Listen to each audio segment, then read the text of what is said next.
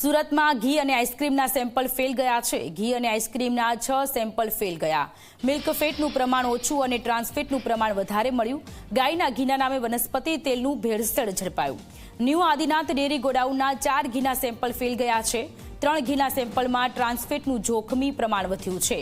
Shivkrupa ice cream પાર્લરની ice cream substandard છે।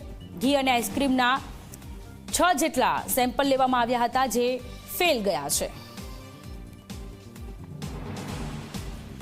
दुकान number 5 D6 वेदांटेक्स Kausar गाम खाते आवेल new Adinath dairy and product godown में 3 मावली गोल्ड घी प्रीमियम काव घी मोतीराज प्रीमियम देसी घी तथा मोतीराज प्रीमियम काव घी नमूना लेवामां आवेल।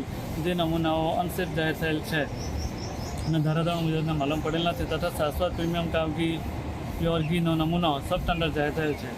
તથા દુકાન નંબર 6 સ્ક્વેર પોઈન્ટ અશોક પાનની સામે સિટીલાઇટ સુરત ખાતે આવેલ Shiv Kailash ice cream and juice parlour में वेनिला आइसक्रीम नमूनो लेवामां आवेल तथा ग्रीन ऑर्चिड उद्यामुख दलारो खाते आवेल कैफे डिजायर में मलाई पिस्ता आइसक्रीम नमूना लेवामां आवेल। आ बंने नमूनाओ सब स्टैंडर्ड जाहिर थયેल छे, जेमां मिल्क फेटनुं प्रमाण ओछुं मालूम पड़ेल छे।